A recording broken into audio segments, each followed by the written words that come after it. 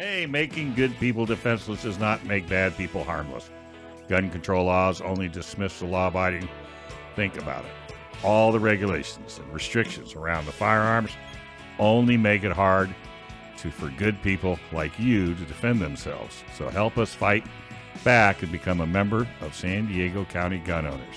We make activism easy, so join today. Go to stcgo.org/join and sign up to be a member, because together we will win.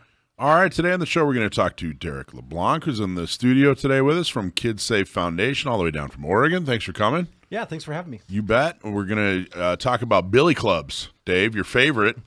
Billy clubs? Of all the clubs out there, the billy ones are the best. We're going to talk about what you'll be interested to find out why we're going to talk about billy clubs.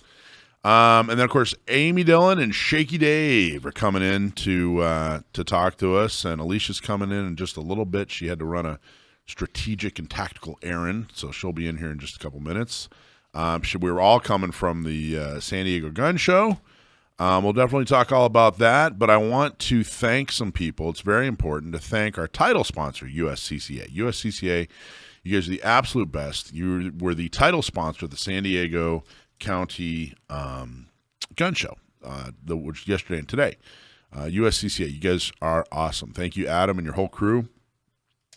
So check out USCCA and be sure to thank them for helping us bring a gun show to you here in San Diego. Big thanks to the volunteers.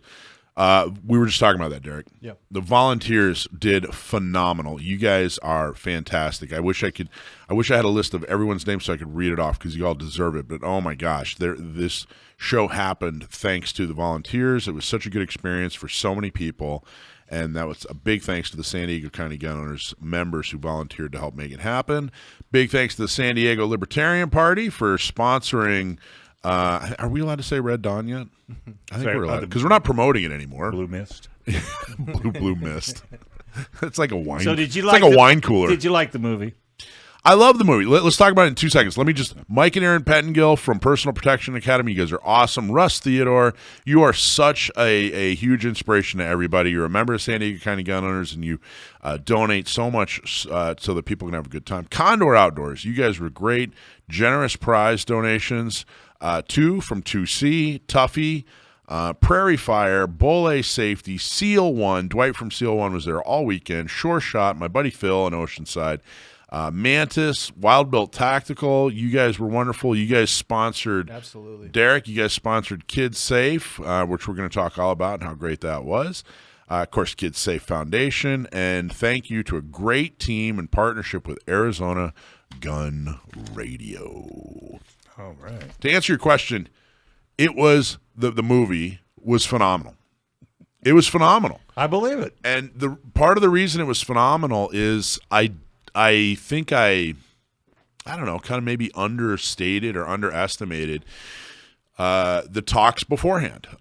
Because, basically everybody came in, sat down, hey, Alicia, and, we introduced and said, hey, thanks, everybody, And then we had Drew from the Libertarian go up and talk why it was important for them to sponsor, Red Dawn, which was very interesting. He had a very good talk about the Libertarian Party and their activities and everything.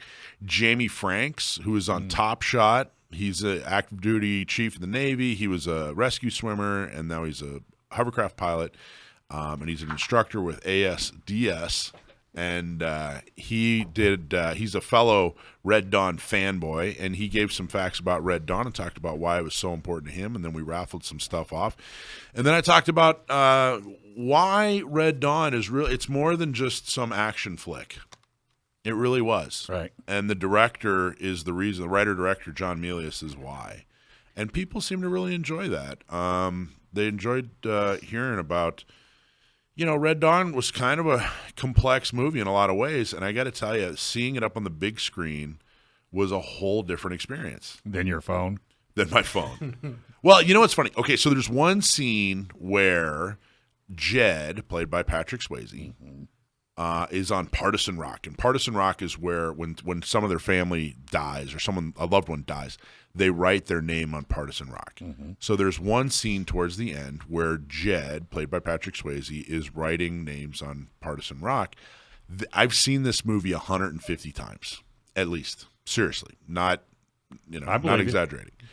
And this is the first time I ever noticed he was writing his own name on Partisan Rock. He and his brother's names on Partisan Rock. Oh, really? And it was foreshadowing, that they are like, hey, we're going on the suicide mission so that the other two can live, but we're done. Right. And I never noticed that. And then the reason I never noticed that is because the first 75 times I saw the movie, it was a VHS tape on a 19-inch TV or whatever, right? Or maybe might as well have been your phone. Yeah, and then the other 75 times it was on my phone, so I never noticed that before. But up on the big screen, boom, there it is. This is why I tell people they should watch movies over and over and over and over. Should not or should? Should. Yeah, I agree. Oh, pick something up every time. Ford versus Ferrari 40 times now. The person next to me, one of our San Diego County Gun Owners members, she's so funny. She's too young to have seen Red Dawn, so this is the first time she ever saw it. And she's all about liberty. She's all about Second Amendment and everything.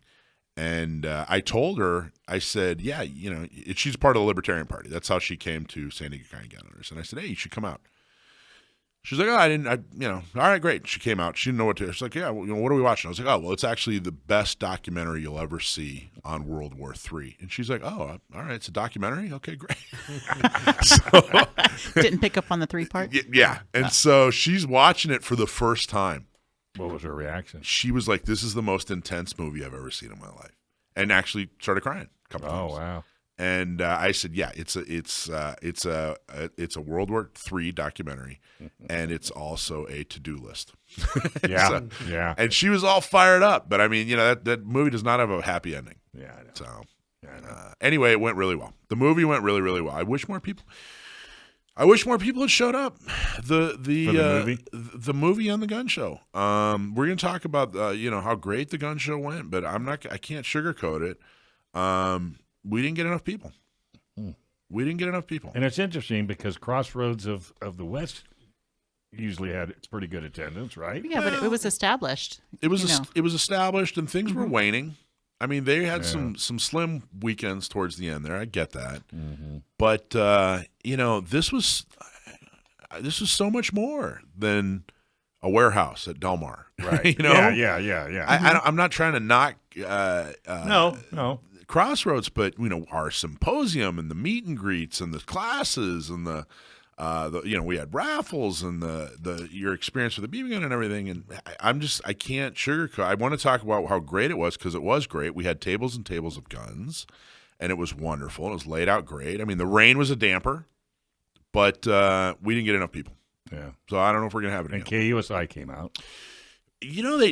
Fox came out. Well, KUSI directed. What's going on there? Well, Fox. Are they done? I don't know yet. I don't know either. So all the old KUSI people are now on the Fox website, and the KUSI guy is the one that sent the Fox reporter out. So I don't know what's going on there. I don't either. I think everything we predicted might be. You think? Yeah. Oh, no. It's people. It's all about people. It's nothing to worry about. Not for you to be concerned. But yeah, Fox came out. The reporter was wonderful. We walked her around. We talked. He was really great. So many people, so many of our listeners were there. So many people came up and said, oh, we're so happy what San Diego County Gun Owners does. So many people were like, this is fun. It was great. There was food. There was this. There was that.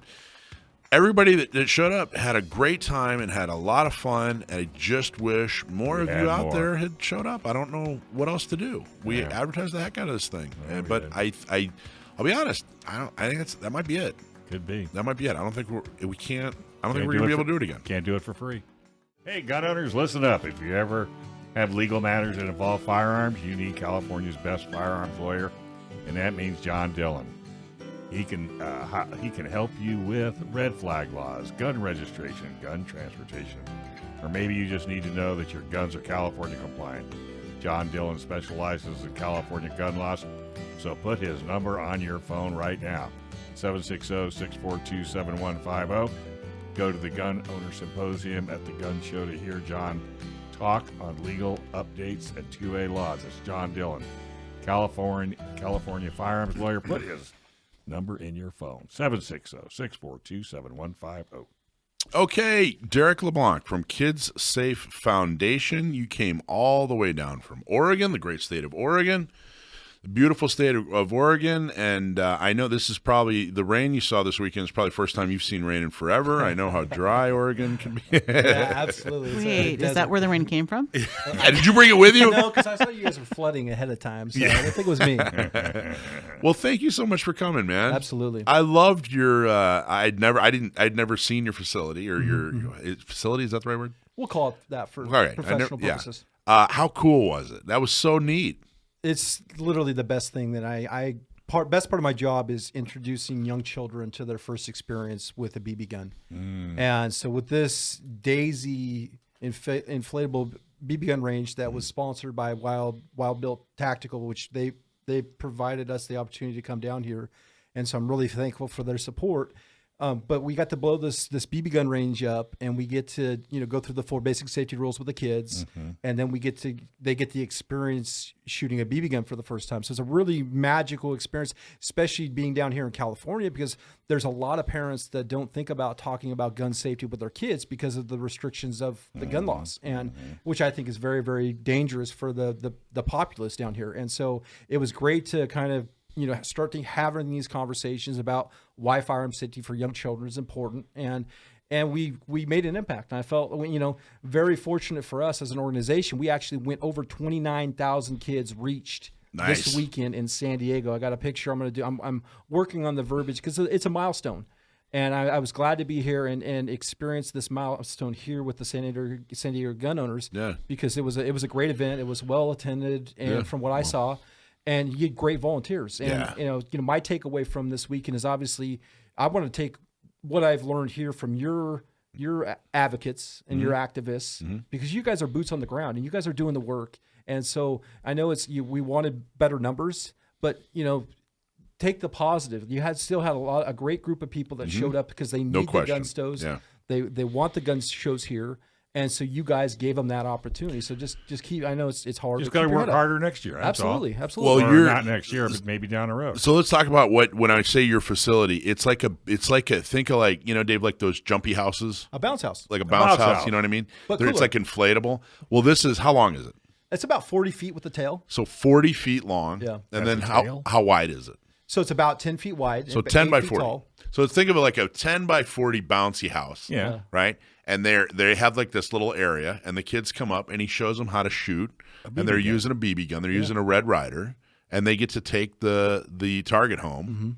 So I'm watching the entire. There were like Rugrats with little targets in their hands all over our gun show. Like every time I turn around, there's some little guy or some little girl. Yeah, with like a little target. I'm fist bumping like, hey, good shooting. And then I turn around, there's another one. Hey, good shooting. But nobody does this. Isn't that cool? No, but when I was a kid, nothing but smiles. I was telling him I grew up with a Red Ryder. I had to cut the stock off because I was too small. Right? I got a story for you. Go ahead. So I, on a napkin years ago, when we first started we've been running these BB gun ranges since 2017. Oh, wow. And so with a napkin, I drew a doodle that I gave to one of my machinist friends back in Eugene, and he crafted a buffer tube for an AR-15, and we're able to put a Magpul stock on these Daisy Red Riders. So now I can adjust the length of pole so we don't have to cut off the stock. So now I can have people your size, the adults, the big kids shooting the BB guns. And I had kids that were 3 years old. We had a step stool and we helped them on and off, and everything's about safety. I think it was Brian's kid, the 3-year-old. I think it was Brian's kid that went. We were talking about that. And so every kid that came here had the same opportunity, and that's our goals in our organization: is give every kid the same opportunity. These are future San Diego gun owners. Yeah. Oh yeah. And so if we can get to them now and teach factual information there's nothing to be afraid of if guns are used properly, this is going to be a win for you going forward. But see, that happened when I was a kid. Absolutely. Not so much. I've often thought about that. I went through Boy Scouts in the 80s, and you didn't shoot. I grew up in the South. And did you shoot back then? No, I got to tell you, in high school in Hawaii, we did. I got involved in paintball, but I really am surprised there was no like shooting merit badge or anything. And I'm trying to think back. There was a shooting merit badge when I there was, but when I was a scout. And when I say I cut off the stock, it's because I was like 5 or 6 years old. So because my parents, then I went to the 22. Yep. And I moved my way up. And everything was safety. They pounded it in you. Yeah. Went in the Army, the whole 9 yards. But for you to see that this needs to come back is epic, if you ask me. Well, it's something that I believe in, and it's something that my father gave me my first Red Ryder at 3 years old, and I shot the barrel out by the time I was 6 because I lived early in Oregon. And so this is my opportunity to pay it full circle and give back to the next generation. Right. And I want to empower and inspire the next generation to get involved in our 2A rights. Because that's the only way we're going to preserve our and civil look at the liberties. smile on these kids' faces this weekend. Not only the smile, you know what else I was really impressed with? I think every single one of these kids had at least one bullseye. Absolutely. Yeah. Really? Yeah. Without a doubt, yeah. How many? So if you go up, little kid comes up, I don't know, 7, 8 years old, whatever. What's the process? What do you do? How does it go? What's your curriculum, or what are the steps? So the steps is basically we're greeting for the families, and we're kind of testing the waters and trying to figure out what kind of educational experience they've done when it comes to gun safety with their children. Being down here, gun safety is always an afterthought because of the restrictions. And I would say it like this: is these tight restrictions are actually dangerous because the guns that used to be legal are now illegal, right? Because of a pen stroke, and so they continue to infringe and take away and do all this stuff Much as they can, and it makes the parents not want to educate those kids. And so we start off, if they have 0 education level, then we talk about what to do if they come across an unsecured gun. We talk about play dates and how they could be exposed there. And so we talk about conversations with parents. If the kids go over for a play date, this is what we're going to be looking for is, ask that question. Do we have any unsecured guns in the home? Because obviously we want guns in the home. Guns are good. They serve many, many purposes, but we also want to make sure that we store them responsibly without the government telling us that we have to. So what we're doing as an organization is we're trying to cut out the government by saying, if we just change our thought process and take the gun off our person when we're done concealed carrying it and putting it in a Vault-Tec secure storage, then we're not going to have the government telling us that we have to do it if we do it on our own. And so from that, we're kind of quizzing them there. And then we always do a safety brief on the 4 basic safety rules. And so with that, it gives us the opportunity to, give them a basic safety brief, and then we step inside the range. We put safety glasses on them, and then we have a little target that we wheel out on a roller system, and then we get the opportunity to really make an impact. And it's all about the hearts and minds, and that's what I loved about being down here, is it's making that first connection, and now the light bulb goes on with the parents.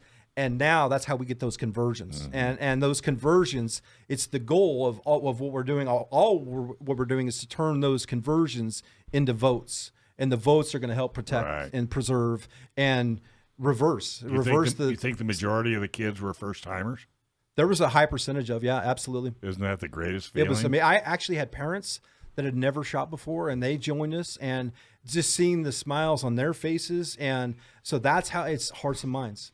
How many targets? Did each kid only get one target? Oh, it depends if they want to do it multiple times. A couple times. Yeah. And how many shots per target do they usually get? It depends on how they're doing. Depends on how busy it was. If there's a line, obviously we'd do 5 to 6 shots. Yeah. But there's times when it's slow. If the kid's showing a lot of fun, I gauge their body language. I can see if what we're saying and telling and prompting them, if it's making sense, and then I continue, because I don't want this experience to go away, because it's that important. Right. And so there was one child that we met yesterday that actually gave him BBs because he couldn't find. He was actually living in Mexico with his parents, and he came over for the gun show, and they go back and forth, and he couldn't get any BBs. And so I actually gave him 6,000 BBs just so he could continue to shoot at his branch in Mexico. Okay. I'm just curious. The reason I'm asking is I really was impressed. I was really blown away by how many bullseyes. Yeah. Every kid had a bullseye. Yeah. And I thought, gosh, is that Like, I don't know. Like, is that? I think you're just good at what you do, man. Because they're all had a bullseye. Did it make you feel bad? He makes it all possible. Did it make you feel bad? Yeah, I don't have as nearly as many bullseyes. So. Like kids don't have all the bad habits. And Right. They don't have a Yes. fear. There you go. They're excited and they want to Absolutely. listen. They want to learn. Yeah, that's true. Yeah. Did Alicia go through, or is she too short for that ride, or she able Join to? us. I didn't see her, unfortunately. Didn't make it that way. She didn't want to be embarrassed She was either. probably busy. Yeah, kids are going to show me up. Yeah. Well, so I know you're from the great state of Oregon, not from California, but what's in line to what you're speaking to here in California. California did a really great thing to make firearms more safe with kids. You know what they did? Have you heard of AB 2571? No, I have not. Instructors, we have to be careful. We can't market to youth. Oh, We yes, that one. Okay. I know all yeah. about that. Oh, yes. So, and so that kept me out of California for 2 years, yes. actually. So it's it's so important, these opportunities, because we're being kind of thrust into this climate, and it's becoming more and more strong of kids are not being raised around firearms the same as the way right. Dave Yeah. back at back once upon a time. Yeah. Right. So it's important, the work that you're doing and the effort that you're putting into to expose these kids, Yeah. to teach them at a young age respect and to follow those rules. And it's not just about getting out there and having a lot of fun. It's about doing it safely and understanding and having healthy respect for what they're doing. Yes, everything's about safety, discipline, and respect. If we can get them on this path at a young age, we're going to help solve the issues that we're facing as a country. And that's my belief. And it's through 3,500 to 4,000 hours that I've spent and dedicated of myself and my time in my craft. And it's something that I truly believe that if we had the opportunity, we had the funding, we could change the face of safety in this country. And that's our goal. That's why we came down here. I love Hawaii. I love San Diego and California because this is where we need to be as an organization. Right. And the reason I say that is we need to give families an option. And there's one option is you keep your head in the sand. You think that your kid's never going to come in contact with a gun, and that's the wrong move. And then you have us that are believing if you expose them properly, that's going to help keep them safe. Absolutely. Hey, you want to learn to fly? Yes. Well, you can get a pilot's license because San Diego is one of the best places to get your airplane pilot's license because pilots can fly almost every day. Learn to fly with San Diego Flight Training International. Gun owner radio listeners, check this out. You get 1 hour of ground school, 1 hour of flight with an instructor, and yep, you get to fly. It's a $400 value, and you can get it for $350. Give them a call, 858-569-1822. Learn to fly with SDFTI. That's 858-569-1822. Talking to Derek LeBlanc from Kids Firearm Safety, or Kids Safe. What's SAFE stand for? Safety around firearms education. Safety Around Firearms Education. Oh, that's cool. I like that. Kind of a fitting thing for what we do. Yeah. So how rewarding is what you do? I have the greatest job in the world. And I say that because I get to promote liberty and civil liberties. I get to travel. I get to meet great folks. Yeah. And I get He pointed at me. For those not watching, know, he pointed right at me. all of when us he- as a collective. I apologize. Now, how many states do you go to? Can you go to all states? Absolutely. We've been in 5. We've taught, and another first for us is this was the first Kids Firearm Safety 1 class that we had done in the state of California. Wow. And so that was a huge thing. That was a 1 hour class, and we got to talk about, the only thing that kind of disappointed me is I wasn't able to handle my AR-15. In Oregon, in this class, I demo my Aero Precision AR-15, and I show the families how the muzzle brake works, how the adjustable stock works, how the safety selector works, and it's a way for me to combat all the misinformation that's out there, and also bring the kids back to reality, because a lot of our kids are learning about the modern sporting rifle from video games, and it's not 100% accurate because they think it's a fully auto and all. So I bring them back to reality. No, this is a semi-auto. It's one round per press of the trigger. And so that's a way for us to showcase that America's rifle, which is the AR-15, the most popular rifle in America, it's not as bad as it's made out to be. Obviously, it's used in horrible situations, but ultimately there's over 40 million of them in this country, and so we got to be responsible with them. And that's what we're trying to do and showcase that. And that completely and totally normal firearm that you use all the time, including to teach kids' safety. Mm-hmm. If you had brought that into California, you would be a felon. Isn't that Really? ridiculous? Oh, yeah. Because it's Wow. not California compliant, and it would have No. been considered an assault weapon. How does that make anybody safer? There's no such thing as an assault rifle, and that's where I push back and say, hey, this firearm, like I used a SIRT gun today to showcase that, obviously because I couldn't have a real gun, but I show the muzzle, I show where the trigger is, I show how if I press the trigger it makes the gun go bang, and I show where the magazine is. And the whole point of this process is to show that these guns are here, they're normal, and there's nothing to be afraid of. And so let's make sure that we use them responsibly, and that's what all of us are doing. I think our biggest problem that we have is we have a negative PR because we're lumped in with all the criminals, and there's no deciphering us from them, and that's the problem. That's what we're trying to do, is just say, hey, there's solutions that we can do if we can just try something new.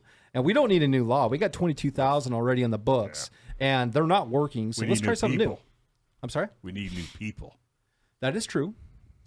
Are you from? Have you lived in Oregon your whole life? I have, yeah. How have you seen Oregon change in the last 25 years or so? It's gone downhill. It's As far as a lot guns, from guns. So we had a really bad Measure 114, which was a ballot initiative that was passed in 2022, and that would require a permit to purchase. It would register, or our magazine capacity would be restricted. It would focus solely on law-abiding citizens, nothing about criminals. And that's what's bad here is we always focus on the criminal aspect, or the law-abiding aspect, as opposed to the criminal element. Well, they're the easiest. Yeah, because they're going to follow the laws. Why do you think that? I remember I moved to California in '94. I moved to San Diego. It was actually in San Francisco in '94, and then I moved to San Diego in '97. And when I was here in '97, '98, I bought my guns and I started kind of paying attention. And people, like gun owners, were moving to Oregon. That's it. We're out of here. California, we're out of here. We're moving to Oregon. That was one of the states. Nevada, Arizona, a little bit, but definitely Oregon was one of the places they were going to. And there was I remember there was, I don't know if it's still there, and I don't even know if it was rumor, but there was a billboard on the freeway that said something like, now leaving California, resume normal behavior, or something like that. It was kind of this, you know what I mean? Like Oregon was like this, we're normal. California, you guys are all crazy. At some point, Oregon copped the crazy, right? Absolutely. We've gone full tilt the other way. And so what happened? That's really my question. Like, what happened and when? I'd like to thank California from exporting so many great people that want to take away our rights. Because we, living in Oregon, we have very liberal gun laws for the most part until the last couple of years. Where liberal meaning good. Liberal gun means laws. I can have a suppressor, I can have a semi-automatic rifle. I don't have the permit to purchase. Right. Like I can. We're the liberal meaning you have a lot of freedom. You had a lot of firearms freedom. You Yes. didn't have a lot of restrictive laws. Yep. But then there's a change, and the change started maybe 10. It started really slowly, and it's continuing to increase because of all the money that's coming from outside of the state. And you guys know, because there's a big $1 billion industry that deals with gun control, and there's a lot of money attached to that. And it's never about the safety, because it's truly about safety. We're promoting responsible carry in public. We be making it easier to carry guns in public, because there's studies that show that an armed citizen is actually a deterrent to somebody that's going to come in there and do horrible things. And so we should be celebrating that and incentivizing training and all these other things that we should be doing to promote responsible gun ownership. And we're not doing that. We're going the opposite direction. We promote gun-free zones. That's a myth. So the criminal says, oh, well, hell, that's where I'm going if there's no guns there. Because I'm not going to the one down the street that's got guns. Yeah, it's only gun-free till the criminal shows up. Then it's not so gun-free anymore. But you can't argue that with these people. Right. No. So what, how close to Portland are you? I'm 100 miles south of Portland. I'm in Eugene, Oregon. So Eugene. It's a Go Ducks, right? Go Ducks. Actually, I'm a Beavers fan because of my daughter. But I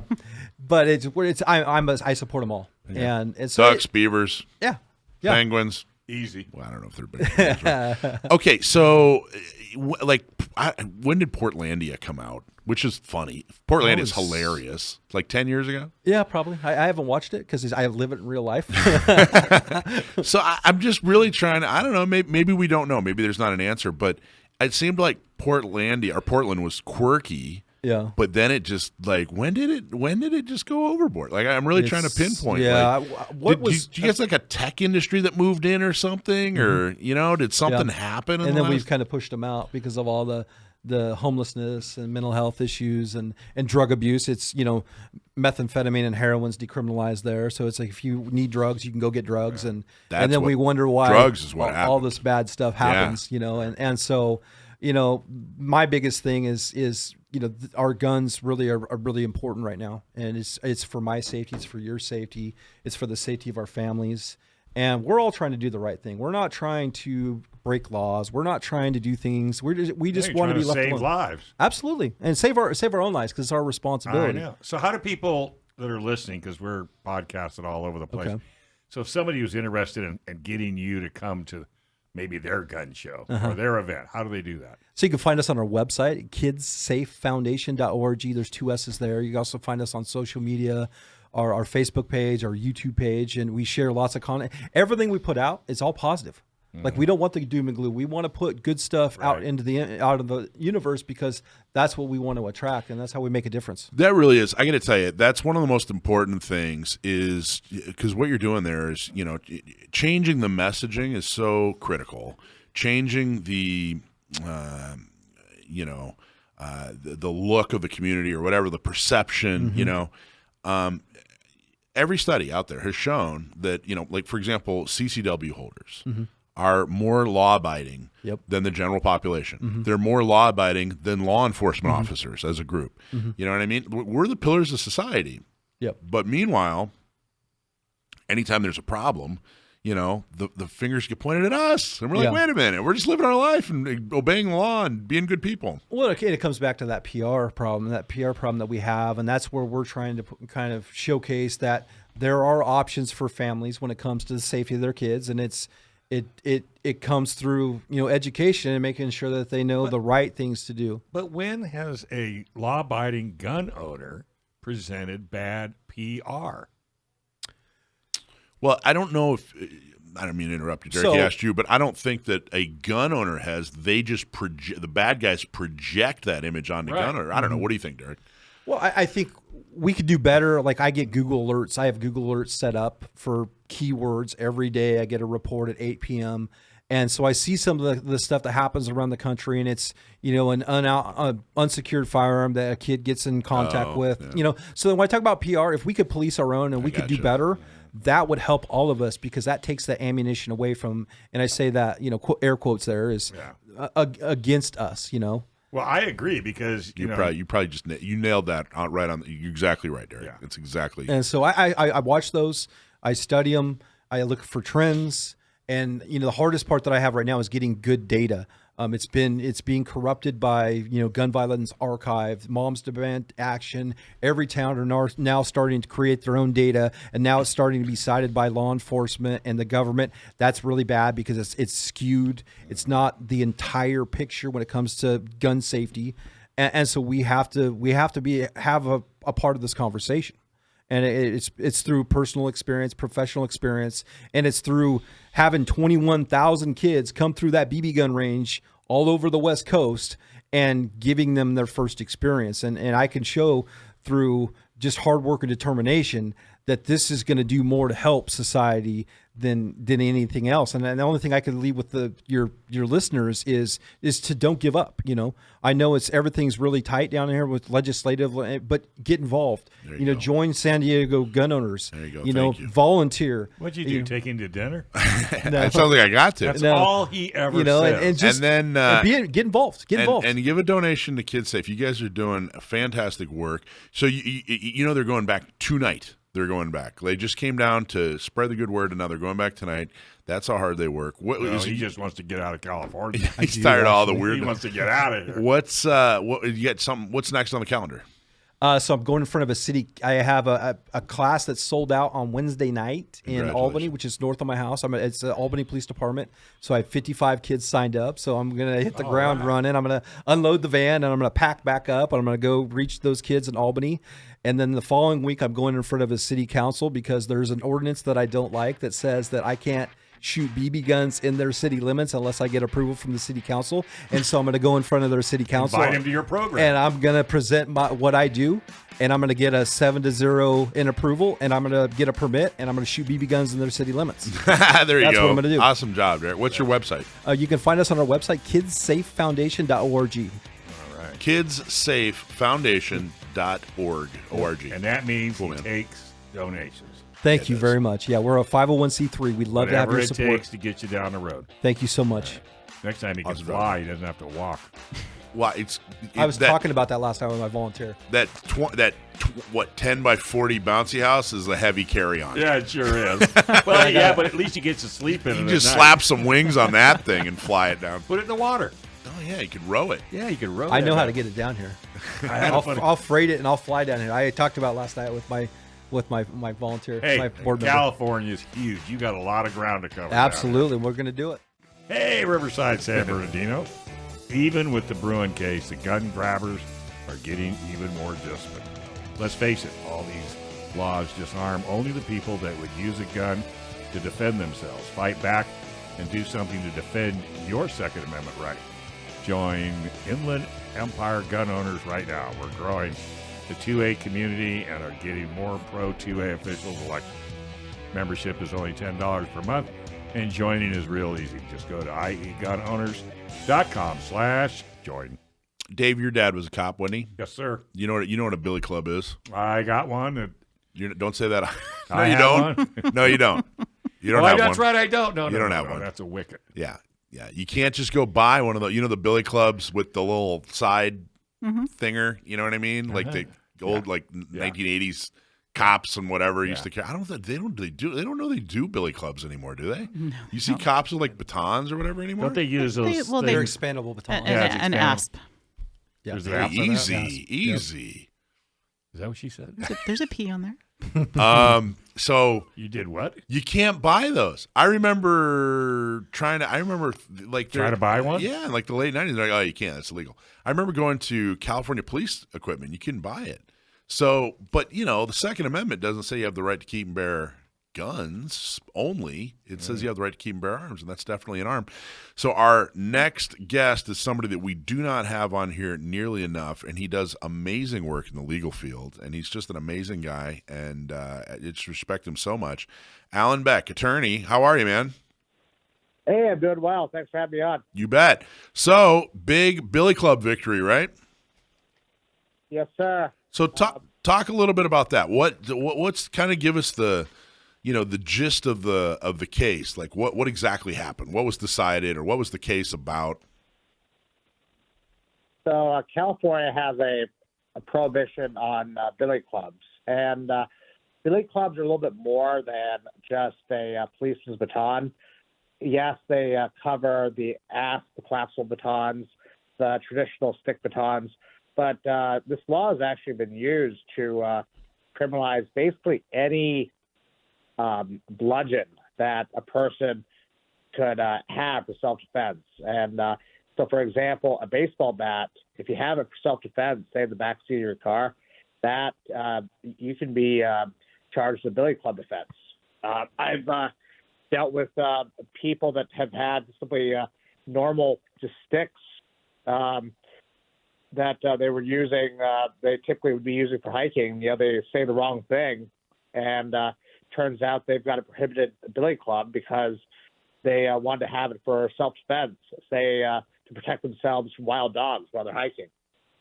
So I represent two veterans, both of whom received a billy club training in the past. One while he was MP in the Air Force, the other one who was a security guard up in Oregon. And both of them had to abandon their batons when they came to live in California. So how does, Alan, how do you, is there like a definition? Like, those things that like fishermen use to like knock a fish on the head to kill him or whatever? They get fat at one end. Yeah. Is that a billy club? Like, how do you know? Like, what about a walking stick? Like, That's what he just said. Just about everything that looks like a billy club is illegal. So is having it not illegal, but using it as a club illegal, or what kind of definition has been used so far? Yeah, they don't really have a definition. I mean, basically, outside the fact that it's a bludgeon, right? If you have any type of cylinder stick, then if you possess it for self-defense, then that transforms it into a billy club. Oh wow! And So if you have a baseball bat in your trunk, and say, yeah, I have it to protect myself, that's illegal. But if you have a baseball bat in your trunk and you have a glove and a ball, You're illegal. Then that's legal.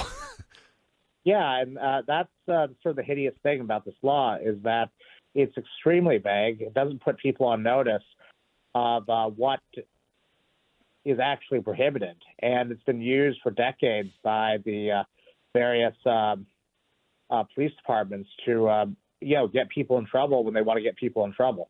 And it's something that really has been has had to go for a long time. I've actually been surprised by the amount of public defenders and other criminal defense attorneys that deal with low-income people. How many of them that might not agree with us on the firearms issues have been overwhelmingly supportive of this particular law having to go, because the reality is it typically is people that are low income that they get impacted by this. So quite a few public defenders have told me that just for equities purposes, it's just unfair law. So what's the status of the law? Where are we at, or what happened recently with the law here? Okay, so right now, last Friday, Judge Benitez, who is a federal judge in the Southern District of California, I think we've all heard of him. Yeah, Yeah, we know it. Saint. he issued an injunction against the law, and so far, I know that you've covered the Miller, Rode, and Duncan cases, and the difference between what's happened right now in those cases is that so far the state of California has not filed a stay. They have filed an appeal with the Ninth Circuit, but they haven't asked the Ninth Circuit to stay the Billy Club injunction.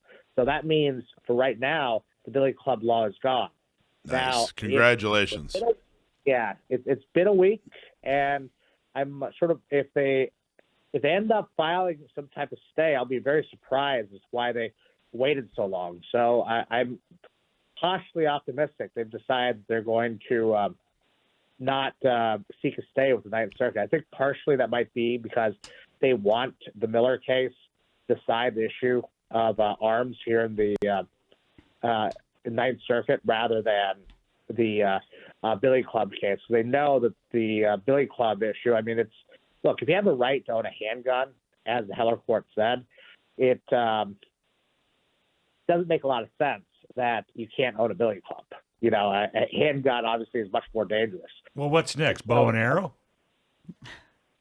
Exactly. And it's like, and they know that's a nonsensical law. And if this case is the first one to go out of the Benitez series up to the Ninth Circuit, that they might be having some issues. So, I think that they're going to attempt to slow walk this case, and not seeking a stay is probably part of that legal strategy.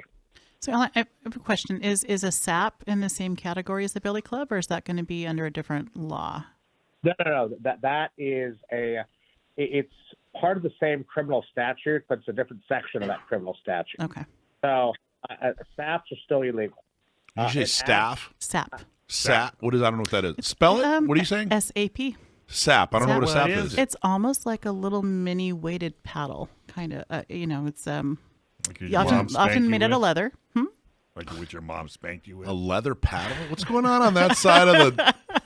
Typically, it's a small paddle about this that's made out of leather that's weighted, so you can just. Well, wait a minute. wrap Didn't they some- have that enforcement. back in the 30s and the 40s? Yes, they did. 1800s. Yeah. What Obviously. did they call that? They had a name for it. They didn't call it a sap. Fun. They back called then. that fun, Dave.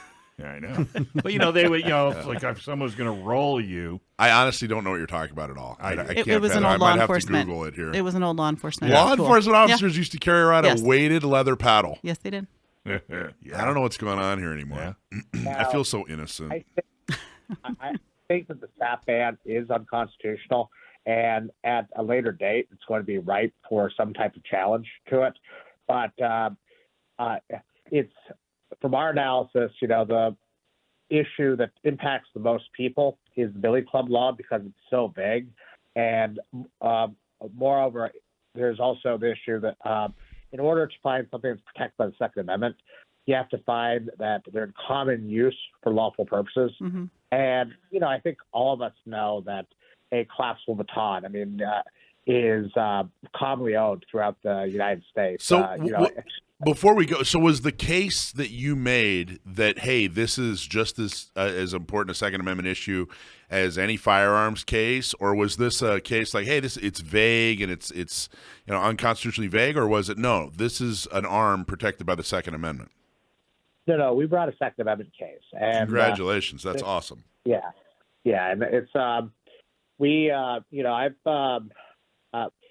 this is part of a series of cases I've done. I legalized tasers and stun guns in several states prior to this, and I have a case on butterfly knives. It's at the Ninth Circuit right now, and I have a switchblade case in the state of Hawaii. So part of my litigation has been specifically to discover what arms are protected beyond firearms, and I think it's a lot easier of a argument for the judges to at least sustain, because they know just from a matter of public policy that these are nonsensical laws. Why is a particular type of knife banned in the state of California? Why is a particular why is a stick banned? And that's these are arms for militia, to be clear. This is something we heavily breathe. Yeah, it is. Alan, it's extremely important. I can't even tell you. We do. You got to be on way more often, because the stuff you're doing, like, this is the roll up your sleeves, like hard hitting stuff that lays the foundation. Can't thank you enough, Alan. Congratulations on your victory. And we're going to have you on real soon again, because you're doing so much good work. Oh, thank you very much, Mike, and I hope all of you enjoy the rest of the weekend. Help Orange County gun owners get the right people elected in Orange County. People that will stand up and protect your gun rights. How? By becoming a member today. Go to ocgunowners.com/join. Now's the time to join the growing number of gun owners who care and want to protect our Second Amendment rights. Go to ocgunowners.com/join and become a member today. Winners, prizes, and events. Subscribe and win. Subscribe to our email list and win some swag. This week's winner is... Finally, this is an easy name. I don't have a... There's like... It's both the first and last name are totally Simple. Pronounceable. So screw it up. Congratulations to Alan White. Prizes at gunownersradio.com. You want to email us at prizes@gunownersradio.com, Alan White, and you can claim your T-shirt or your hat. Make sure to tell us what size T-shirt you need. San Diego Gun Show, we're tabulating the results, and we're going to announce the winners on next week's show. There's all kinds of cool things to win. Let's see. Winners will be announced on next week's show. They could win a Ruger American 300 Blackout bolt-action rifle with scope. That is a $549 value. A Mantis Blackbeard, $349. What's the Mantis Blackbeard, Alicia? It's the AR training system. The AR training system. It's a laser, yeah. Nice. Have you used it? I have, yeah. Yeah, you like it? I like it. It's fun. Yep. And then the Prairie Fire carbine class. Carbine? What do you say, Dave? Carbine. Carbine. Carbine. Let's ask Sam. Yeah, that's good. Well, yeah. He'll change it. That's right. He'll, what was the other one? Oh, Garand. Garand. It's pronounced Garand, according to them. Prairie Fire Carbine class, $200. Someone's going to win that. Someone's going to win the Condor Multicam Prime Pack, 21L backpack. That's a $119 value. And the 2 tickets to Gun Prom, which is a $350 value. Plus, so all those winners are going to be announced next week. There were some winners at the movie night, which was very, very cool. A lot of people won some really cool stuff. And congratulations to all the winners. And all the people that donated all the great prizes. Oh, yeah, for sure. Which are, I mean, big time. I was thinking about, the fact that, because I was, as you can probably imagine, I told everybody about the gun show. Yeah. every one of them wants to know if it was Crossroads of the West. Well, And I only say that because remember when they used to come to town? mm-hmm. They were on every billboard Yeah. from North County to Chula Vista. Yep. And I think our first one out of the box may not be exactly what you were hoping for. I think so. Just the reason it's frustrating, and like I said, I can sit here and sugarcoat it, and we could kind of dance around it. But the reason it's frustrating is Crossroads of the West. You're right; they'd have billboards, and they had 30 years of established track record and everything. Mm-hmm. I get that. They also would get 6, 7, 8, 9,000 people. I was there when they had 17, 18,000 people, and they had a line out to the road. That was during the Obama years. So they'd have these big weekends. We didn't need that. The amount of promotion that we did, we needed like 2,500 people to show up. We didn't get that. We got like 16, maybe. We might have squeaked into about 1,700 people. And the amount of promo that we did, the amount of work that went into it, the show that Rich put together with the symposium and the classes and all these things that he put together, we should have gotten 2,500 people. And I got to tell you, I don't know how much – I don't know what else to do to explain the big picture that we're trying to create here. And I think that people get focused on not being focused. Like they're just like, someone will sue, and I just like complaining. Well, we got to change the – I ran into it. I went up to him, and he's been to the gun prom. Yep. Because I paid for it. And I told him, I says, are you? And I seen him like 3 times in the last 2 weeks. I says, have you signed up and got your tickets? Have you signed up and got your tickets? Yep. Yeah, I Hem got haw, around hem to haw. it. Yeah. So there's no urgency. And it's not because we didn't have phenomenal prizes. My God.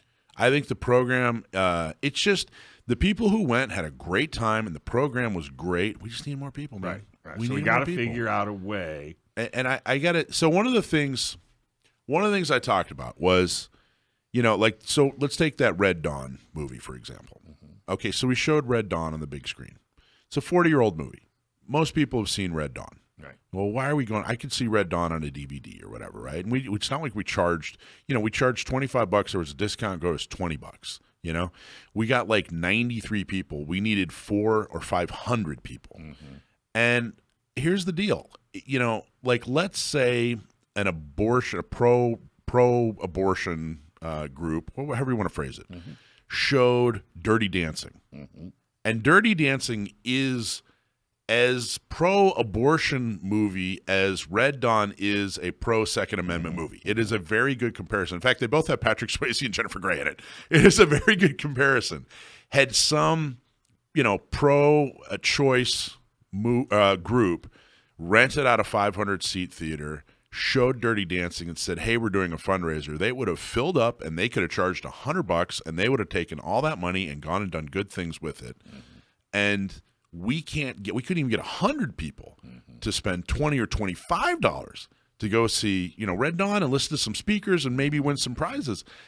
I like I said, I could sit here and go, hey, it was fun, but so now we got to figure out. It's getting to be gut check time, people. Well, we got to figure out what do we need to do. Someone's gonna have to email me and tell me, because man, we've tried everything. No, we're doing good work with what we have, but it's kind of at the point where I'm like, we can't keep tap dancing, and no one's throwing any quarters. Right. We can't. There's too much work to be done. We've been handed too many victories. We've been given too many mm-hmm. powerful tools, and then if people are just going to stay home and not, what do you think, Alicia? There's nothing we can do. Oh, I need to put some thought into that. I think so. There's got to be something that can be done. I think so, and I think that's what I'm really saying is we got to put some thought into this, guys. Everybody listening right now, put some thought into it. Well, because now we've done it. We've done the show.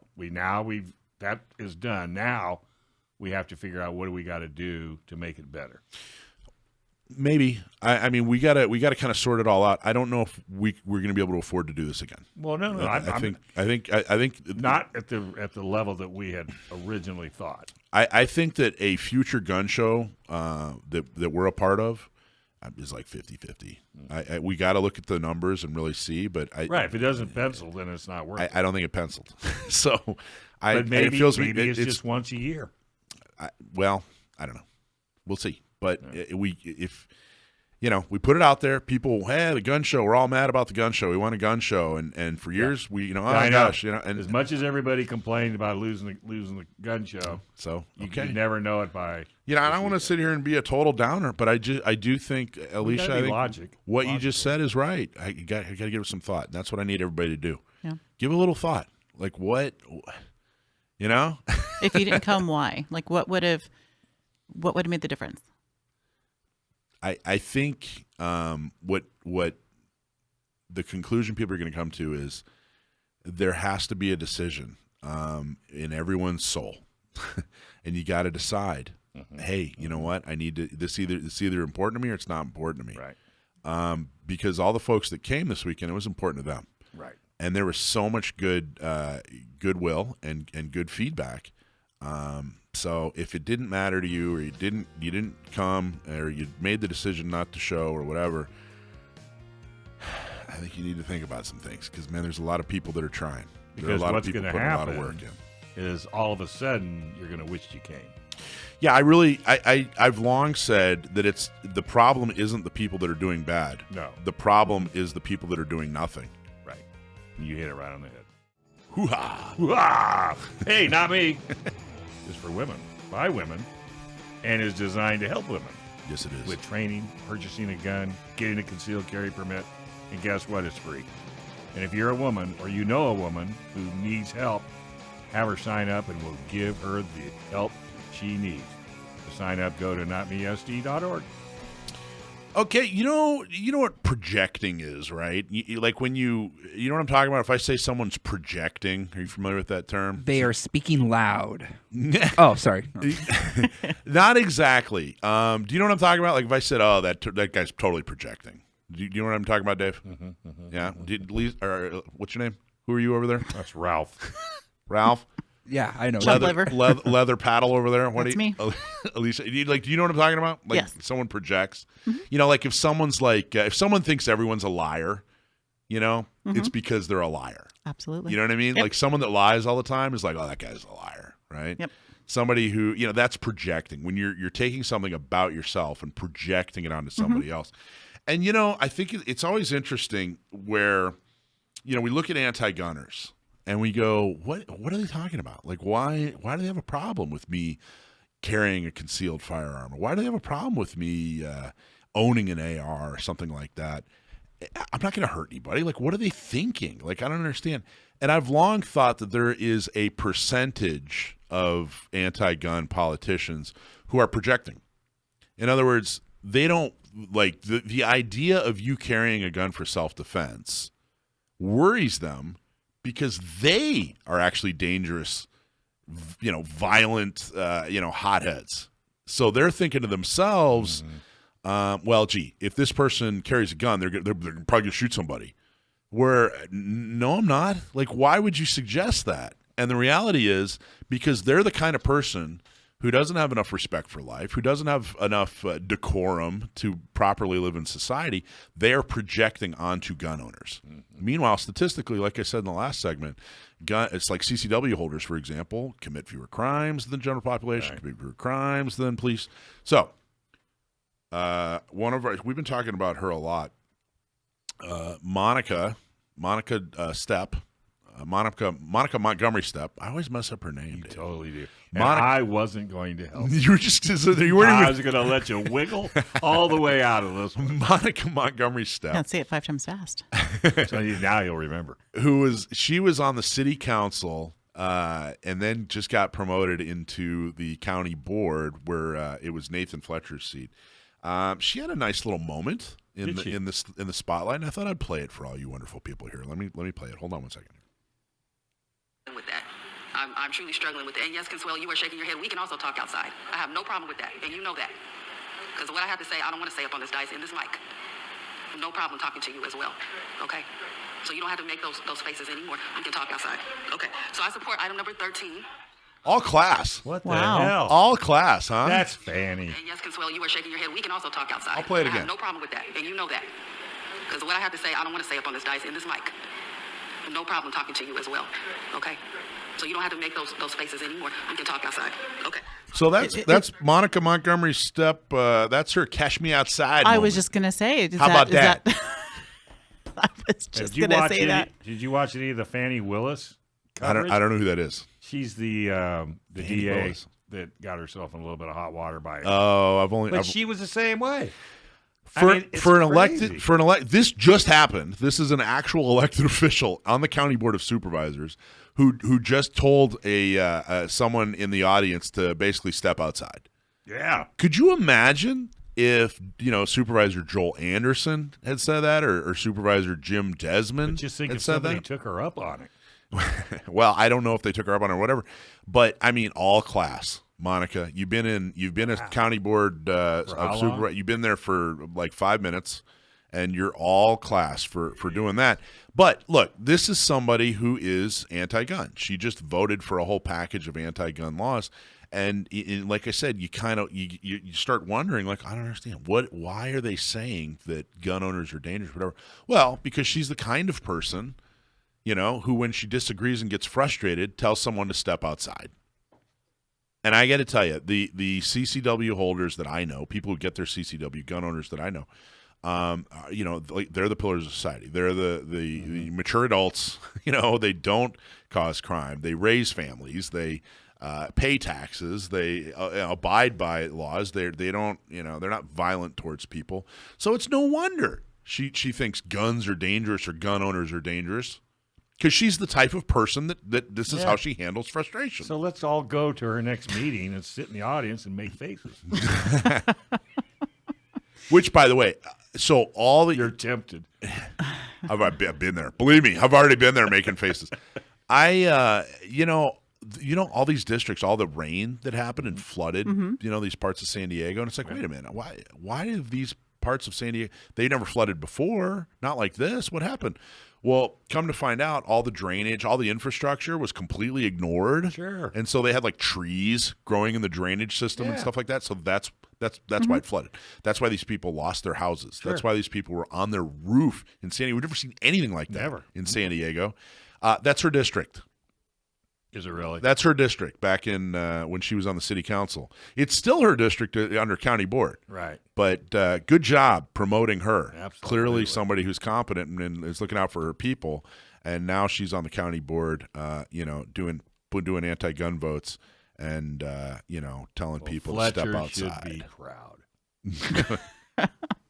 She probably learned something going from a CCW class. Probably did. Yeah, there's actually, depending on what instructor you go to for your CCW class, there's a whole section of discussion that happens as far as your demeanor. What you do and what you don't do. If for someone who can't back down from an ego challenge or can't walk away from an insult, concealed carry is not a good lifestyle choice. It's going to get you into big trouble. Right. She can learn something from that. De-escalating situations. De-escalate, absolutely. I doubt That's she'll it. learn. She's not going to learn No, anything. well, you're right. I mean, but she is what she is. I don't know. What do you think about that? Am I overreacting? Am I No. assigning blame? I mean, that whole idea of projecting, like, does it? First off, do you think that you know what? There is a chance that these folks are the type of people who would do something bad. Therefore, they don't want you to have a gun because they think you're going to do what they would do. Number one. Number two, does that clarify? Like, does that in your head kind of go, oh, that's why? Like, I don't know. Am I onto It something could. or no? I mean, well, there's got to be a reason.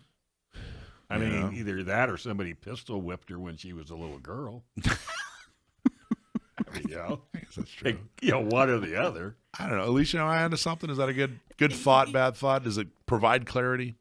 It doesn't surprise me. It just shows her decision making skills, her discernment, her decorum, Or It's just- ignorance. Yeah, I mean, yeah. really. I mean, it all fits.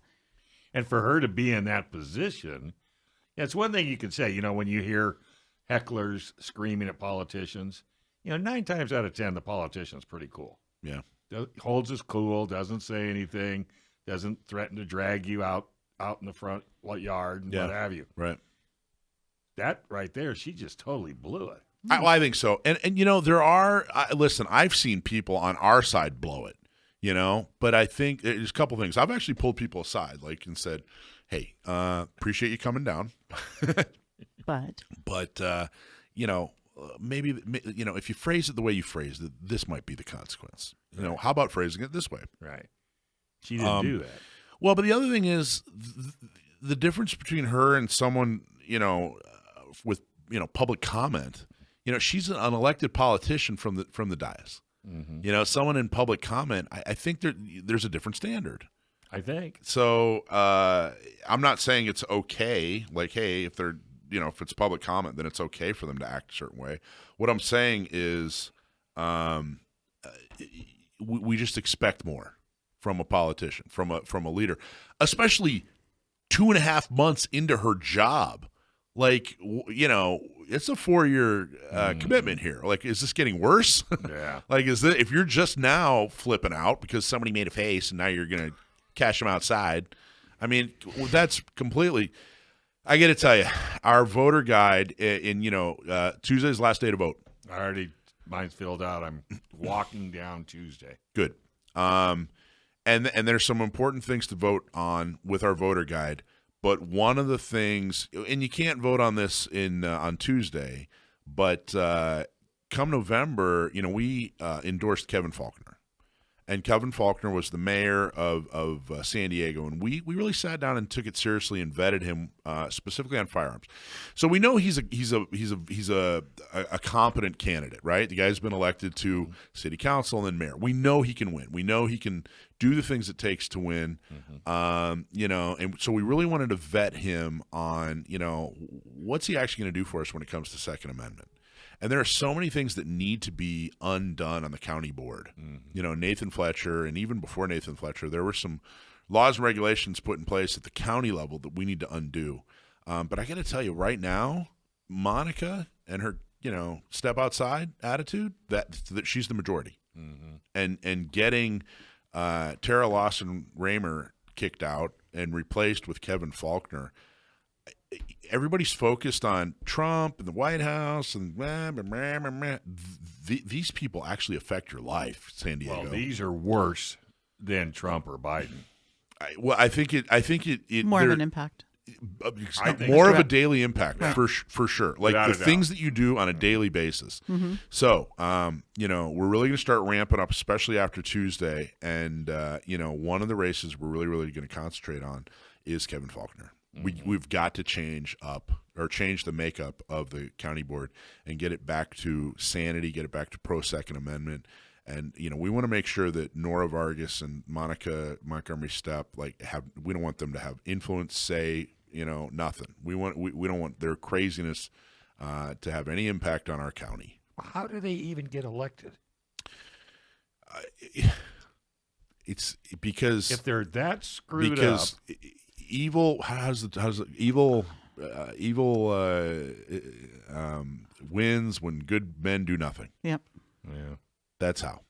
But I mean, Nora's district, Monica's district are heavily gerrymandered so that they're very Democratic. Mm-hmm. So any Democrat that runs in that district is going to win. Nora a little less so, but definitely Monica's district was overwhelming Democrat. Maybe I don't know. Maybe it's just to me even if I was a Democrat, I wouldn't vote for this person.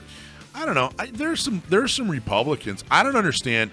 John McCann is the mayor of Chula Vista. I don't know why anybody votes for that guy. He's a Republican. I think he's a blithering idiot, and he's anti-gun. So I mean, it happens on both sides. People see John. Oh, he's a Republican. Well, he's an idiot, but he's our idiot. Well, my wife said they're aliens. She's already got it figured out. She already knows. I'm with her on They're that. from another country or another world. Hey, do you belong to a member-based organization with a bad website? It looks old, it's hard to use, and it just doesn't help your organization grow? Maybe you didn't know, but Sage Tree specializes in helping members-based organizations. They help SDCGO and have also helped other companies like the YMCA, National City Chamber of Commerce, and a whole lot more. They can help with your website, too, especially if it's membership dues and emails and social media. Leave frustration behind and call Sage Tree today. Getting started is easy. visit sagetree.com and click on the schedule an appointment button. That's sagetree.com and click on the schedule a call button now. Hey, our buddy Charlie Cook. Remember Charlie? Charlie's the gungram, guy, and he does riding shotgun with Charlie. He suggested that our next movie night be 1984. The movie 1984. 1984. Oh yeah. I thought I thought it was a good idea. Yeah. Red Dawn was in What was the other 1984. one about cadets? It was a cadet. Taps with Tom Cruise and Sean Penn. Yeah, Michelle said that reminded her of Red Dawn. Kinda. Because it was. I see where she's going. I Sure. didn't say it was identical. Who was the old man? Was George C. Scott? I think. Yes. Yeah. Right. He Yeah. played like the retired colonel or general or whatever of the school. Yeah. And they were trying to take it away from him. I can see that. The more I think about it. Yeah. But I couldn't believe it came out of her. I didn't. And she said that was a very intense movie. It was an intense movie. What is another? What's another pro Second Amendment movie? So many people are like, oh, pro Second Amendment, Saving Private Ryan. Well, okay, it's got guns in it, but what's another pro Second Amendment movie? Dead air. It's kind of hard, right? There's Red Dawn, and then there's a pretty steep cliff. Maybe taps a little bit. I don't know. I don't know if that is. What about, I don't know, maybe like there's some, maybe like John Wick is kind of a gun movie at least. I don't know if it's pro Second Amendment. I don't think that's Second Amendment. Billy Jack. There you go. Oh. That was a million years ago. So Very good. He was Steven Seagal before Steven Seagal was Steven Seagal. Billy Jack. Did you ever watch the Billy Jack movies? Oh heck yeah! I'm looking them up right now. I don't think I have. You know? No. So Billy Jack was these movies. If you just watch a couple clips, a couple quotes or whatever, you look at them. Clearly, Steven Seagal ripped off his entire career from What about Billy Paladin? Jack. Wasn't that a TV show? Yeah, Have Gun Will Travel. Like show a couple of episodes of Paladin. I think Paladin was a killer movie. And then what was the one where you remember where he lived? No. In was it San Francisco? He lived in San Francisco. It was a hotel. Yeah, the hotel was. It just fell out of my head.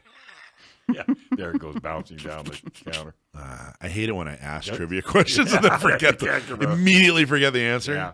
So Jim Miller came out. Jim Miller is a founding board member for San Diego County Gun Owners. He's also the Miller in the Miller v. Bonta case, which is going to get rid of the assault weapons ban. He came down for a meet and greet this morning. This morning? Yeah, with his daughter, Jamie.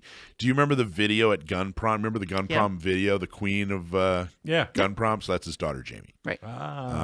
So he came down for a meet and greet. A bunch of people got to say hello, and he talked about the case, talked about how he got on the case. And I got to tell you, I am just I can't say enough.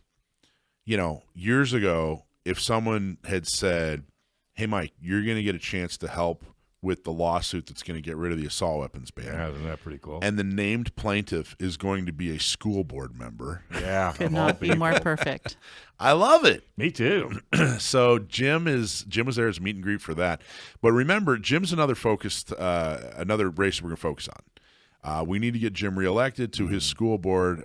By no means should he not get reelected. I think that would be, I think it'd be a black eye to the gun community, the Second Amendment community, if he didn't get reelected. Like even if it had nothing to do with his lawsuit, it would still be like, oh, he's on this lawsuit and then he didn't get reelected. We need to get him reelected. Yeah. We need to make a statement. What about Steve Garvey? Do I like him? As far as you think he's going to beat Schiff? Schiff? That's a good question. He definitely has. Californians like famous people. He's famous. He is. Yep. I don't know. Is he famous enough? Well, he talked about Second Amendment. He talked about. What did he say? He's for Second Amendment. He says you should be protecting your family. I mean, I listened to him. I don't know, the other day he was on TV, and it was. I like him personally. I mean, I already voted for him. We should get him down here and have him talk. He would. I bet he would. He's and he talked about the Tijuana River. Oh, yeah, and he just what a said disaster that is. And by the way, I'm cleaning up a bunch of baseball hats, and I don't know if I'm going to wear it because I got in trouble last time, but it's a Tijuana River Commodore hat. I'm the Commodore of the Tijuana River. Nice. I wore it down in Chula Vista. It didn't go over well. I don't know why. I thought it was kind of a cool hat. It seems like Steve Garvey's got a shot. I mean, the registry. It's hard but to you win. haven't been watching you don't watch much TV, but all of Schiff's commercials condemning Garvey are promoting Garvey. Well, I'll tell you this. So, Carl DeMaio came down and gave a talk yesterday. Oh, good. And he did a really good job. One of the things he talked about was the last couple of governors. I wish I had the actual statistics, but I'll give you kind of the gist of it. So there was a guy named John Cox who ran a few cycles ago. Remember John? And he got shellacked. Right. And then in the last election, there's Dolly DAHLE ran and didn't run a campaign at all. I mean, he was like, nobody had heard of this guy. It was I don't know what it was, but he wasn't doing a good job of getting his name out there. Mm-hmm. So it was a very pure election. In other words, there wasn't he didn't influence his own election at all. Mm-hmm. You know what I mean? He didn't do anything effectively to change votes or whatever. So people voted based on other things. They didn't vote on, hey, I really like this guy, because nobody knew who he was.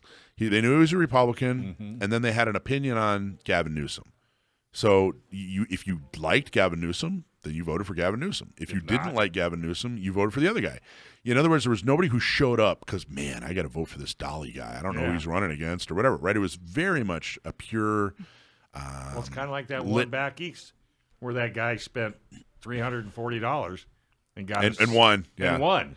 Well, but what ended up happening is, and what Carl pointed out is Dolly, the guy who ran against Gavin last, did better than John Cox, the guy who ran against him and did a very effective campaign. Bucket load of money. So what does that mean? It means that Gavin is getting less popular. Okay? Oh, he's got to. But here's the other. Then he took it a little bit further. He analyzed and found out that all the Republicans who left California and went to whatever state, had they stayed and voted against Gavin Newsom, we wouldn't have Gavin Newsom right now. That's how close it could have been. That's so true. But instead, they tucked tail and packed bags and went to wherever. They went to Oregon.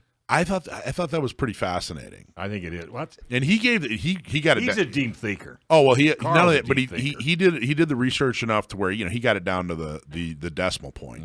So he could tell you the exact numbers. I can only kind of tell you the concept. Right. But I thought that was fascinating. Carl's always fascinating. Yeah. Every time he gives a talk, he's always so complimentary to San Diego County gun owners. Yeah. Well, and you can tell how much he's being attacked. He is being seriously attacked. But that's another thing. The gun show, we had Carl talk. We had Gabe from DC Comics, the artist guy, talk. We had Jim come and talk. We had a lot of really good talkers. Mike Pettingill, who's a friend of the show. Gary Gibson. Gary Gibson. Dude, that guy's such a stud. Okay, so Gary, he's an attorney. We're going to talk a lot more about this, but it's a good time to mention that Gary has discovered something buried deep in SB2. If you have ever had some kind of protective order against you, that could be a restraining order. It could be a temporary restraining order. It could be a gun violence restraining order. You cannot have a CCW for 5 years. All right, so why does that affect? Why do I care about that? Well, the way they're using gun violence restraining orders, which I've long said we've all said this is an abuse of power. Anything you do and a gun is involved, it is now standard operating procedure in most places in San Diego County to issue a gun violence restraining order. Gun violence restraining orders were supposed to only be used with, hey, this person isn't breaking a law, but they're raising a red flag. So that's what I thought. Right? It wasn't just supposed to be standard operating procedure, but now they're abusing the law. And by they, I mean Mara Elliott, the city attorney. So we know somebody who was involved in a defensive gun use, used their gun defensively, legally. They immediately, city of Carlsbad, filed a gun violence restraining order. And then the judge threw the whole thing out and said, not only, well, they didn't, actually the DA said, they didn't do anything wrong. We're not going to, press charges. And then, the judge said, well, if you didn't do anything wrong, there never should have been a gun violence restraining order. I'm throwing this out with prejudice. But now he can't get his CCW back because he had a restraining order against him for So they a got few what weeks. they wanted in a roundabout way. So now they've taken away what the Supreme Court has decided is a natural right, is a civil right, without any due process. So stay tuned, folks. Something we've discovered. Wow.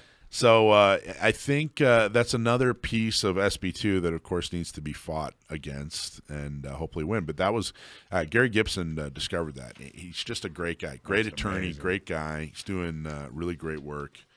John Dillon was there. I was Saw gonna say, that you had dude. Dillon there, yeah, right? saw John. He's so funny. I told him, I said, man, I'm coming up to your house, dude. I want to come up on like a Friday afternoon and then spend the night. And it's also, I want to see all your livestock. I want to drink that raw milk you have. He just slaughtered a cow, and has all the beef and everything. I was like, dude, I just want to, like, it's like Wild Wild West at John Dillon's. I bet he shot that cow running through his yard. Who the cow was running or John was running? No, John. No, the cow. He tried to get me to go pig hunting with him one time. Why didn't you go? Because he wanted to sit in the tree and wanted me to run along underneath the tree. I'm not even going to tell you what he wanted me to do. Well, I'm not even going to go there. But hey, big thanks out to USCCA for sponsoring the San Diego Gun Show. We also have to thank John Lowe and his team, Amanda Gonzalez and Vanessa and Adriana, for helping to make the San Diego Gun Show such a success. Thanks you to Ruben and the team at the Legacy Center for hosting. It is their beautiful facility. And we want to thank everyone that joined for the Red Dawn movie night. Also, big thank you to symposium speakers. Thanks to Chauncey, Ashley, to make sure all the fantastic symposium speakers were recorded. And thank you to Rick Cohen for volunteering. Rick's the best. For 2 whole days. Rick does so much. Thank you, Rick. Tune in next week when we announce the grand prize winners. All right. Are we gonna do our Second Amendment movies first? I think let's get Handsome on the line here. Well, let's see if he can even come up with something. Yeah, Sam, you there? Yeah, how are you guys? Fantastic. Well, wait. Question 1: carbine or we carbine? We got a lot going on here. So, all right, yeah. Is it pronounced carbine or carbine? I pronounce it carbine, but I don't think carbine is invalid. Like it's slightly worse, but it's slightly worse. This is English. We pronounce polite it of how you. we want to. All right. There's no rules. Okay, so what's a pro Second Amendment movie other than Red Dawn? What's a pro Second Amendment movie? Yeah. Other than Red Dawn. Other than Red Dawn. Well, I haven't seen Red Dawn, so I don't know. That's tough because a lot of the sort of gun guy movies I've seen really aren't political in that way. Like, they might be political, but not in that way. Like, Heat is great. It's a great gun guy movie, but it's not political. It's not pro Second Amendment. Yeah. No, definitely not. What about Taps? What about what? I don't think. You know the movie Taps? No, I haven't seen it. I was going to say it's kind of okay. So Chuck just sent in. This is a good one. The Patriot. Yeah, I think The Patriot. Mm-hmm. Well, and you got a bunch. I have a list. Okay, so Sam, we want you to well, I don't know, the movie or the question's not all that great. We'll ask it next time. We're gonna go over. We want you to go over this list with us.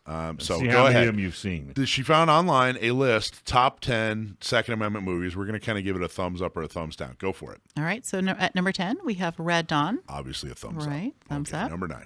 Number 9, Gran Torino. Gran Torino is actually a really good example. Have you seen that? No. Gran Torino with Clint Eastwood. Mm-hmm. Get off my lawn. Or get off my front lawn. Get off my front yard.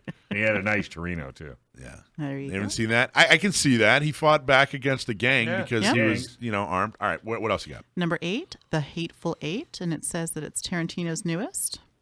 I have not seen it. I don't know that. I've seen it. It's okay. Is it pro Second Amendment? I wouldn't say it was because there right, was skip shootings here and Skip there. that. All right, what's All next? right, All right. Number 7, The Alamo, and it's about lack of gun control in the 1930s.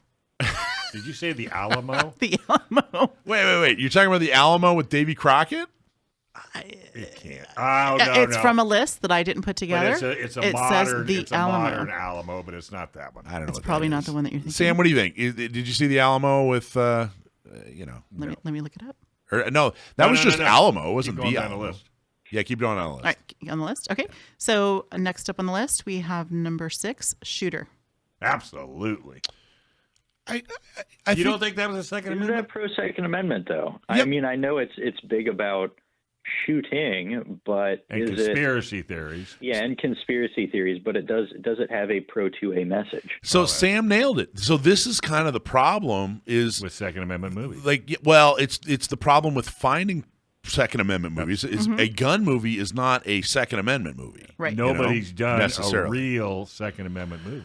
Well, Well, see, the thing is, there are certain messages and certain ideas and theories in law, in constitutional law, in ethics, things like that, that really I don't think translate well to that medium, or at least if they do, I don't think there are any great examples, at least that I know of someone being able to translate them well to that medium. Yeah. Well, we have 5 more. All right, I'm keep going. hopeful. What's I'm the next hopeful. one? Number 5, Lawless.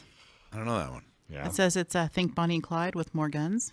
Right. That's the Bonnie, description. if it's about That's Bonnie the and Clyde, description. how could that possibly I don't be? know. More guns. I think Sam just nailed it again. What's another one? So, okay, number 4. Number 4 is Justified. It is a TV show. However, it's on the list. Yeah, haven't seen it. Next. Number 3, Dirty Harry. I don't know. That's Well, that's not Second Second Amendment. It's a cop. Guy's got a cop. That's just, Second are you Amendment's lucky? not for cops. You feel It's like for you're lucky? civilians. Number 2, Zombieland. Great movie. Great movie. Great movie. Sam, what do you think? Brandon's vote. Zombieland? No, Never seen it, sorry. No. Zombieland is a pro-Second Amendment movie. it is not. It's a post-apocalyptic Zombieland where the only reason they're alive is because they own firearms. Well, and that's because it's a story of California in the next 20 years. That's what it is. Bill Murray's What's the number partner. one? All right. Genius. Number 1, Big Jake. Big Jake. Is that about? That it's must be about truckers. John Wayne. Oh, John Wayne. John Wayne. I don't know that one. What's the next one? That's That was it. it. That's number 1. All right, I got one. It's All right. controversial. Ooh. It's really controversial. You ready? I'm ready. You guys are going to be impressed with me. First, Mark Spector says Death Wish with Charles Bronson. Charles Bronson, by the way, had an extremely interesting guy. You know, he was I just got it from Mark as well. he was a veteran. He has an amazing story. Yeah. He has a really amazing story. But Death Wish, that very well could be. Charles Bronson, Death Wish. What do you think, Sam? You like that one? Haven't seen it, I haven't sorry. seen that one either. Okay, so clearly we need to do like some kind of movie marathon with Sam. Yeah, This we might do. not be as. Yeah, We gotta start my sending them- indoctrination has not proceeded apace. I'm sorry. Hey, we're going to start sending you Okay, CDs. you ready Well, for this? Here's my controversial one. Okay. You ready? I'm ready. Red Dawn, the remake. No. Sorry, no, just joking. Go ahead. Okay, you ready? Give me maybe a little drum roll. This is a legit pro Second Amendment movie that you guys are gonna. Is this your choice? I swear to God, I'm being serious. Okay. Here we Drum go. roll. Enough, starring Jennifer Lopez. That was so uncalled for. Enough, starring Jennifer Lopez as Slim. I don't know why they named her Slim. About an abused wife who learns to fight back. And one of the ways she learned to fight back, she went and bought a gun. She was a physically abused woman who, I don't remember. I think it was her boyfriend or spouse, Have something you like seen that. this movie? Long time ago, it's Jennifer Lopez. I'm a big fan. Come on, Yeah, well, me too. you know, Selena, Selena, Salinas. Anyway, I think that's a pro Second Amendment movie. That's a pro Second Amendment message. You got a woman who levels the playing field, who protects herself from somebody who is stronger, he was bigger, he was, and that's a pro. Like Sam was saying, that's not a movie about guns. That is a pro Second Amendment movie. That's the kind of movie where the message gets into people's heads that, oh yeah, the most effective tool for self defense, that's a gun. Yeah. If I'm really truly in danger, then I need the most effective self defense tool ever created. What do you think, Sam? Am I onto something? Yeah, I mean, I haven't seen that film, but a lot of the movies that we think of as gun movies or gun guy movies or like guilty pleasures for people who are interested in firearms in any capacity really don't have anything to do with the right to keep and bear arms. It's just that there are people who are in the movie, whether they're the good guys or the bad guys or anti-heroes or whatever, who get into gunfights that are spectacular and well choreographed. So like Heat was my example. Yeah. It's a movie about a bank heist and it's a psychological thriller, but there's no constitutional law angle. Yeah, I think Sam's right. All right, you know what? Anything else, Alicia? I didn't cut you off. You didn't like mine? What was yours? Pulp Fiction. No, get out of here. You know what? The best I think I can do for a Pro 2A movie, and this is admittedly a lot of a stretch, is maybe Demolition Man. All right. Maybe. Yeah. It's more of a social satire, but I think you could make an argument that Demolition Man is kind of a Pro 2A movie. Not really. I got another one that might be pro Second Amendment. Signs. If they were like fighting back, if any one of those guys had a gun, they could have taken those aliens right No, now. they couldn't, because remember, the only weakness of those aliens was water, which is stupid. Why would an alien go to a planet that's 70% water? It makes me upset. I'm done. That was worth it. It was so worth it. That was so worth it. All right, we got like 2 seconds. I'm going to read you the question real line quick. of demarcation. Yeah. All right, here comes the question. Are you ready? Yeah. So it's not even really a question. It's just kind of, he wants your opinion. Jerry from Rancho Bernardo asks, gun magnets. Magnets used to secure your firearm by your desk or in your car, yay or nay? Haven't tried them. That's all I've got. I haven't tried them. Not sure. The answer was no wrong answer, so you're golden. I had one. Back when I had a desk, I bought it from the Glock store when they were back in town, and it was... I had one of my Glocks on the magnet under my desk as a self-defense. No, not at the bank. In my house, in my home. I should clarify. You said at work. Yeah, no. Well, it was in my office, in my home office. I was because I had I had more than one Glock. I didn't want one to go to waste. Right. Yeah. And honestly, was that for if your computer crashed and you got mad at it? Yeah, Yeah, that happened a lot. At the time, I think it was before my carry permit. So, you know what I mean? So I didn't have a carry permit. So that was one of the reasons I was looking for. So your desk had one. Yeah, I think I should have placed. I think if I remember correctly, I placed it all wrong. So I kept it crowded out. I don't know. I don't know if that's a good idea or not. I think it's. I think they have their purpose and they serve a place, and but they have to be pretty well thought out. You can't do it if you have kids. Right. If you have grandkids that come over, if you have kids under 18, you can't do that. Okay, I got a question. What state allows you to have a gun rack in the back window of your pickup? Ooh, I don't know. Do you know the answer? I would. Oh, David, it's got to be more than one, right? It's got to be. Like, does anybody still allow that? Does Wyoming, Wisconsin still allow it? Oklahoma? Montana. Where? Oh, I'm going to guess Oklahoma. Yeah, Oklahoma. I'm pretty sure I used to see them in Florida growing up. L.A. They don't allow it. Anyway, all right. I used to have one. Sam, thanks for the discussion, dude. That was awesome. Great show. Pretty. I don't know. Kind of a weird question, but that's okay. You know what? Let's see. Jerry from Rancho Bernardo. I don't mean to insult your question. If you want his advice, by all means, write in and ask for Sam the Gunman's advice. Good job, Sam. Thank you so much. Take care, buddy. Thanks for watching this episode from Gun Owners Radio. If you're watching mainstream media, you're not getting the truth about guns and the Second Amendment. Gun Owners Radio is the easiest way to stay on top of the Second Amendment fight, the fight for your self-defense rights. You can watch our live stream on YouTube every Sunday from 4 to 6 p.m. California time, or if you're in San Diego, AM 1170, FM 96.1, The Answer. We're also available on your favorite podcast platform. Just do a search for Gun Owners Radio and you'll find our show. Don't forget to support our sponsors. Click on the links in the show notes and support the businesses that support your Second Amendment rights. Like and subscribe to help defend and restore the Second Amendment, not just in California, but across the country.